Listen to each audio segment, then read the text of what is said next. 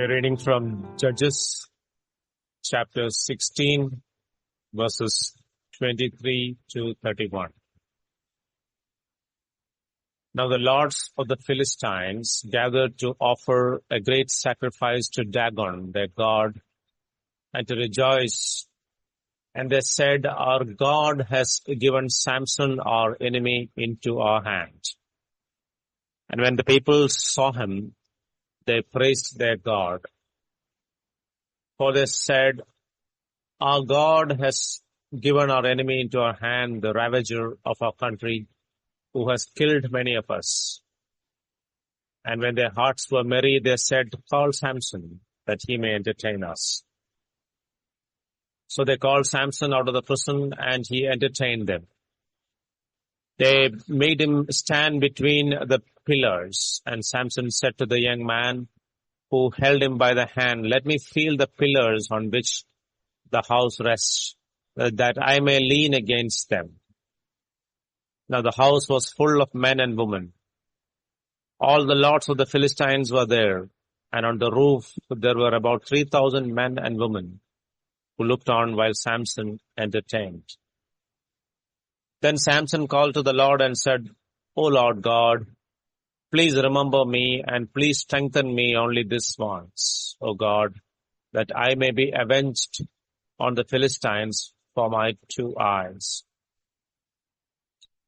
And Samson grasped the 2 middle pillars on which the house rested, and he leaned his weight against them, his right hand on the one and his left hand on the other. And Samson said, "Let me die with the Philistines." Then he bowed with all his strength, and the house fell upon the lords and upon all the people who were in it. So the dead whom he killed at his death were more than those whom he had killed during his life. Then his brothers and all his family came down and took him and brought him up and buried him between Sora and Eshtaol in the tomb of Manoah his father. He had judged Israel 20 years. Samson made the decision that he wanted to marry a Philistine woman after seeing her at Timnah. Samson insisted that his parents procure this woman for him despite their misgivings. From Samson's fleshly perspective, the entire attempt at marriage was a horrible failure. The groom's guest coerced his bride into telling Samson the solution to his riddle, which put an unpleasant end to the week-long wedding festivities. Samson, humiliated and furious with all of them, fulfilled his bargain by killing 30 Philistines and gathering their garments to give his guests. And Samson, full of rage, went home. Later, he decided to visit the bride and finalize their union with her. But in the meantime, she had already been claimed by his best man. This incited him to take revenge, not on his bride or on his best man, but on the Philistines as a whole. This he did by ingeniously setting their fields of growing grain on fire by releasing 300 foxes with burning torches attached to their tails. In retaliation, the Philistines set his wife's father's house on fire, burning alive both his wife and his father-in-law. Samson now felt justified in attacking and killing the Philistines. But this led the Philistines to organize the first raid to capture Samson. Though they forced the men of Judah to betray him into their hands, he was full of strength.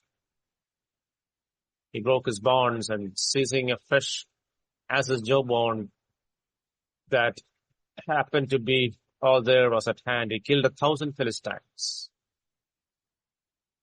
After it all, he was desperately thirsty, calling out to God for water. He turned to see a new spring of water from the rock to drink. Even though he had experienced betrayal and sorrow with his early marriage to a Philistine woman, his passions were not subdued. In this chapter, we see him visiting a prostitute in Gaza. When he rose at midnight to leave only to find the Gazettes surrounding the city. He pulled up the city gates, doors, and posts and carried them to the top of the hill in front of Hebron. We see him doing these supernatural feats as if it is just another daily task. Even though we read in many instances that the Spirit of the Lord stirred him for a greater purpose, he did not dedicate himself to fulfill that purpose. Yet he did judge Israel for many years, acting as a bulwark against the Philistines. Yet his desires led him astray again.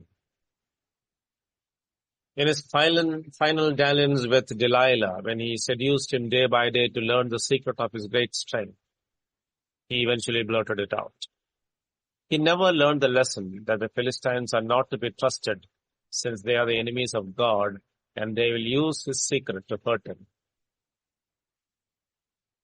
But God saw and marked his final unfaithfulness. When his hair was shaved off through Delilah's means, and she told him that the Philistines were upon him, he thought he would slaughter and scatter them just as before. He did not realize that the Lord had left him. He was completely out of touch with God. It took pain, betrayal, blindness, and prison to teach Samson his desperate and total dependence on God for strength he had taken for granted so long.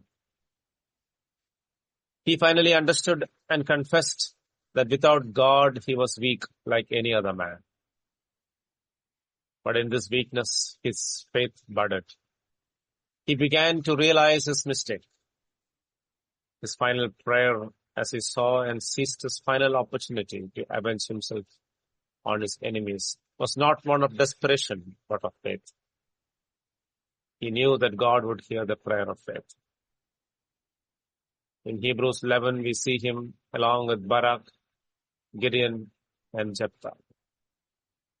We also read some out of weakness were made strong. It's not the sad story of a life gone wrong due to the passions and indiscipline, but of one made perfect by faith. Let us always realize that we are weak and depend on the Lord, the power of his might, to win our victories against Satan. Like Paul, we can say, I can do all things through Christ who strengthens me. Let us live so as to fulfill the purposes of God for us, giving him the glory through our humble focus on doing what is pleasing to him. God bless.